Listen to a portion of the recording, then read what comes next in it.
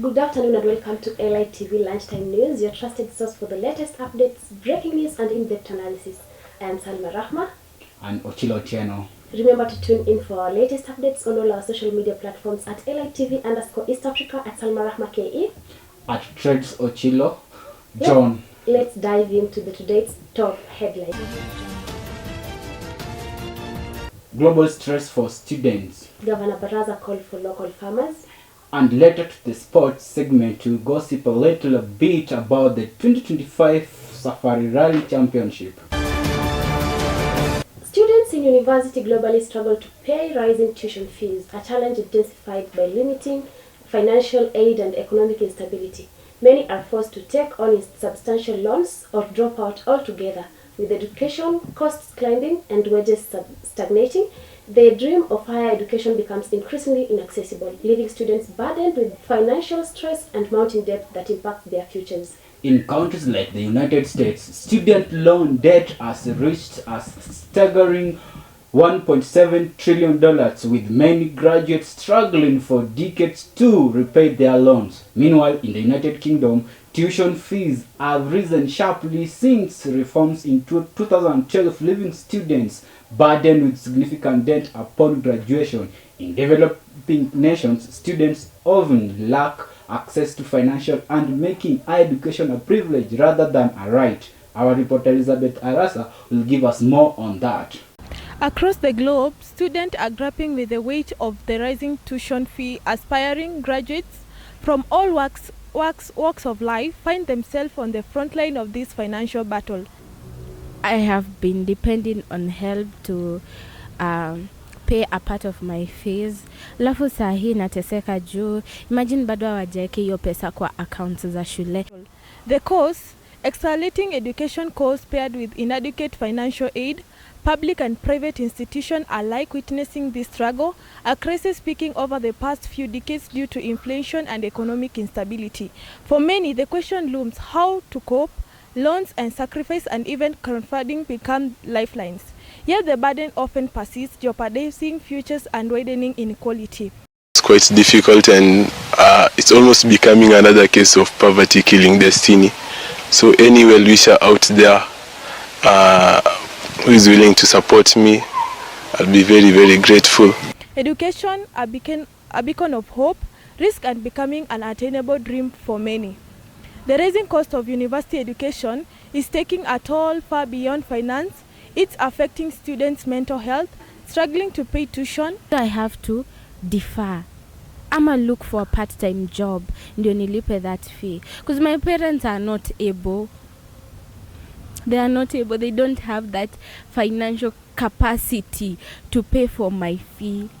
As student debt continues to rise, graduates are entering the workforce burdened with financial obligation, delaying major life milestones like home ownership or family planning. Addressing these issues requires balancing quality education with affordability and sustainable funding solutions. I've been your reporter from Elite TV, Elizabeth Arasa. Thank you so much, Elizabeth. On the other hand, the Kakamega Governor Fernando Baraza has called on local farmers to embrace sugarcane farming as part of efforts to support Mumia's sugar revival efforts. Speaking at the funeral of the late Mr. Johnston Rapando Lutumia, Mr. Baraza highlighted the vital role farmers play in ensuring a steady supply of raw materials for the miller's sustainability. We'll get a detailed information about the same from Stella Chepkemoi. Governor Baraza assured farmers who were recently paid bonus to the government that his administration remains the long-term sustainability of the sugar sector.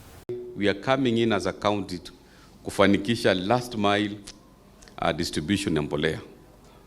As we push in the championship initiative that will benefit our farmers and the wider community, he said, the revival of Mumia's Sugar Company has been a subject of intense debate, with local leaders and residents keen to see signals a new renewed push to bolster the industry and secure it. I've been your reporter Stella Chepkemoi. Back to you, Elite TV at Salma. We'll be right back shortly after this commercial break. Don't touch the dial.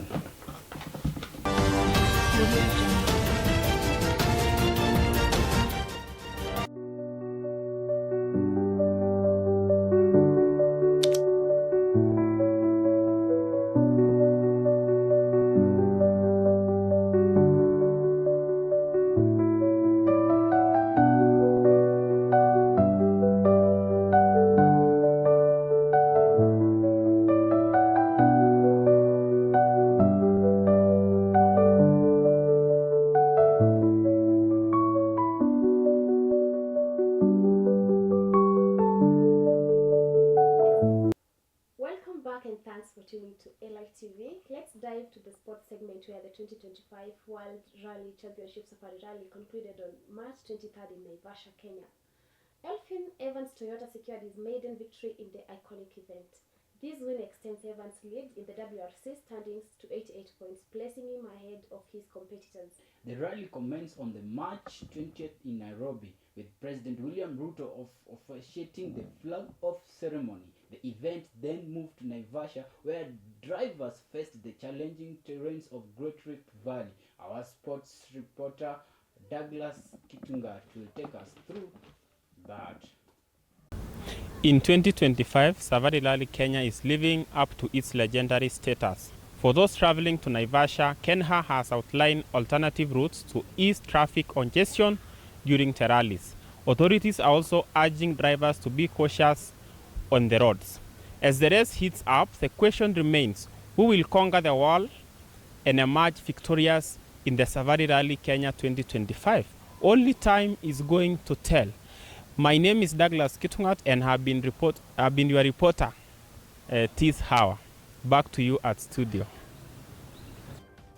From Elite Lunchtime News team, I've been Salma Rahma And John Ochilo, that's all for today. Thanks for tuning throughout. Stay safe.